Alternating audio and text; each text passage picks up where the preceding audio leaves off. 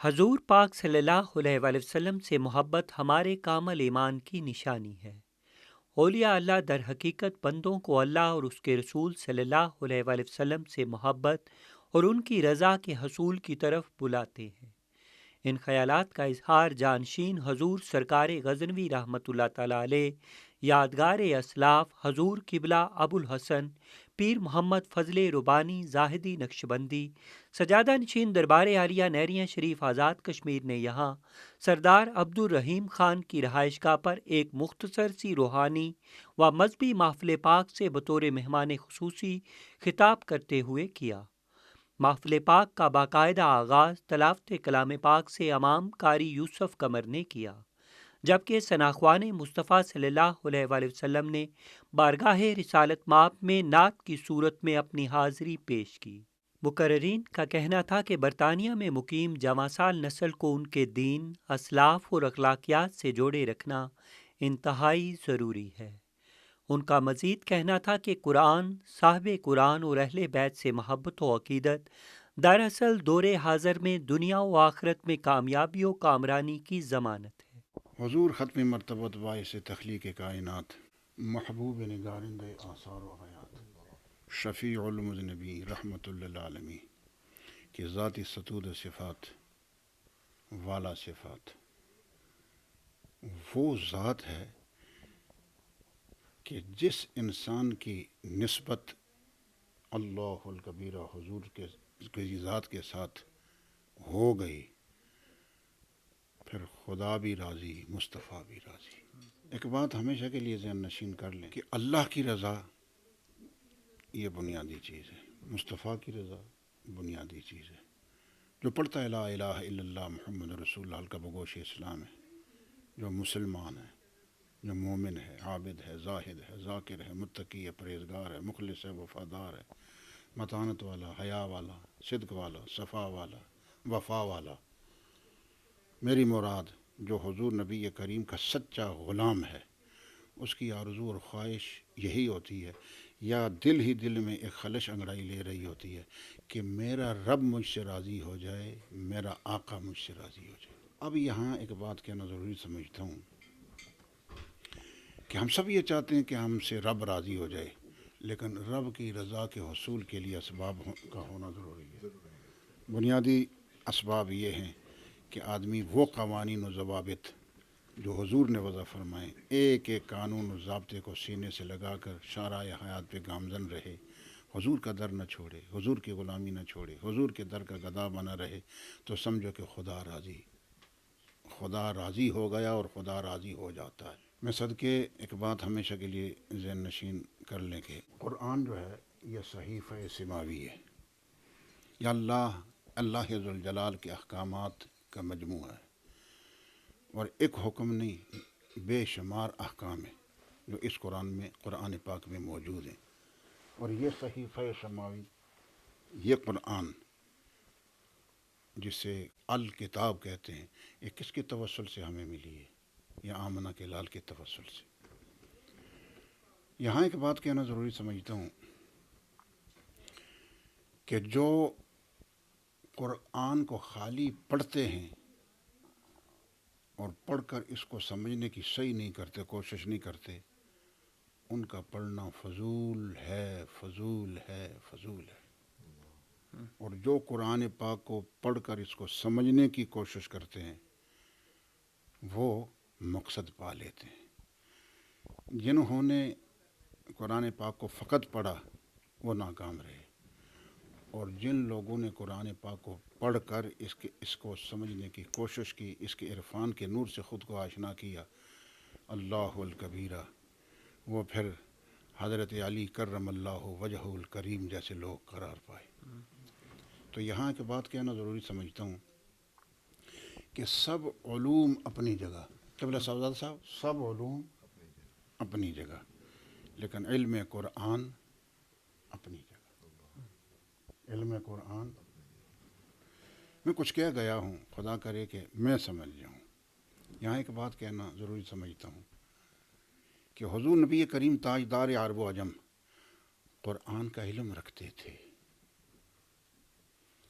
اللہ الکبیرہ، وہ صاحب قرآن بھی تھے اور وہ عالم تعلیمات قرآنیہ بھی تھے. یہ بات سمجھنے کی ہے. وہ معلم بھی تھے اور معلم و مقصود کائنات بھی تھے. کون سا علم ہے جس سے رسول کریم صلی اللہ علیہ وسلم آشنا نہیں ہے؟ بلکہ اگر یہ کہوں تو بجائے ہے کہ علم کا اگر منبع ہے تو ذات مصطفیٰ ہے. یعنی اللہ کے بعد مخلوق میں علم کا اگر کوئی منبع ہے مخلوق میں تو وہ ذات مصطفیٰ ہے. اللہ علم دینے والا کون ہے؟ خالق ہے. لینے والا کون ہے؟ مخلوق ہے. لیکن مخلوق میں اسی کا انتخاب کیا گیا جس سے خدا نے محبت روا رکھی. اور جو صاحبان محبت ہوتے ہیں وہ عالم ہوتے ہیں. لیکن محبت کس سے کی جائے؟ خدا سے کی جائے. محبت اس سے کی جائے اللہ الکبیرہ جس سے محبت کر کے آدمی یہ محسوس کر رہا ہوتا ہے کہ واقعی میں نے زندگی میں ایک انقلاب اور ایک تغیر جو پیدا کرنے کی صحیح کی اس میں کامیاب ہو گیا. اب یہاں ایک بات کہنا ضروری سمجھتا ہوں. اب میں نے علوم کی بات کی. قبلہ شاہ صاحب عالی قدر خدا آپ کے وجود کو سلامت رکھے، حضرت کے وجود کو خدا سلامت رکھے.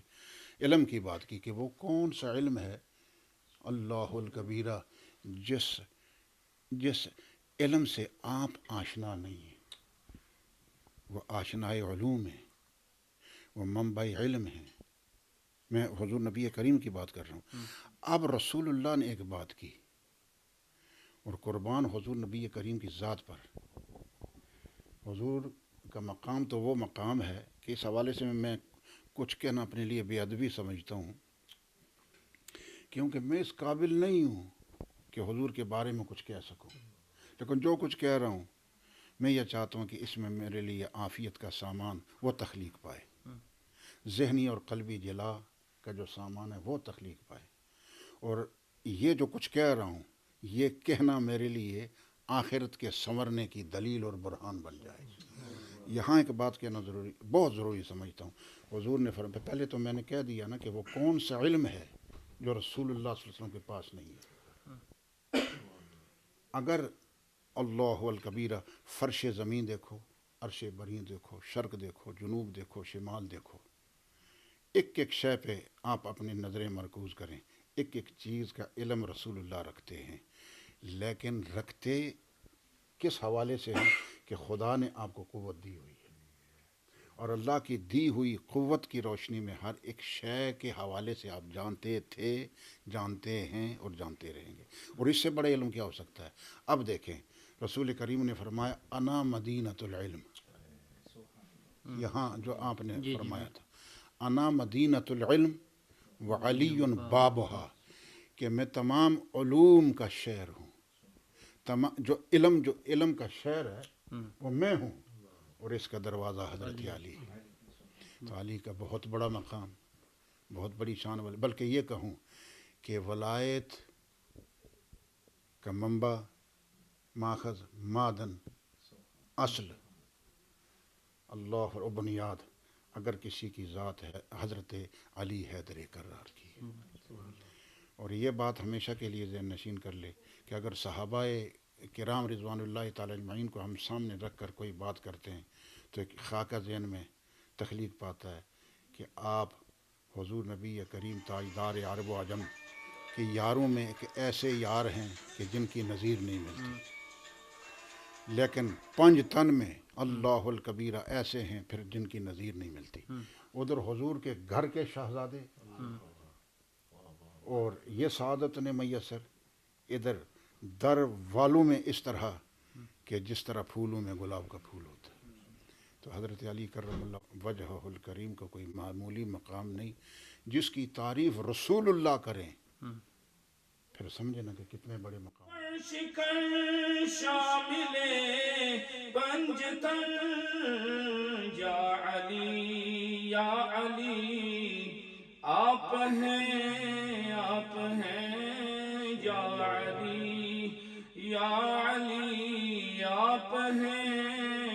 آپ ہیں میری ساری خوشی، آپ ہیں میری اس موقع پر انہوں نے 13 رجب المرجب یوم ولادت مولائے کائنات حضرت علی المرتضیٰ رضی اللہ تعالیٰ عنہ کی نسبت سے حیدر کرار فاتح خیبر شیر خدا مولا علی المرتضیٰ رضی اللہ تعالیٰ عنہ کی بارگاہ میں زبردست خراج عقیدت و محبت پیش کیا۔ اس موقع پر عالم دین مولانا حفیظ الدین زاہدی، امام قاری یوسف قمر، صوفی ہدایت اللہ اور دیگر بھی موجود تھے۔ SM Irfan Tahir, world news, Birmingham.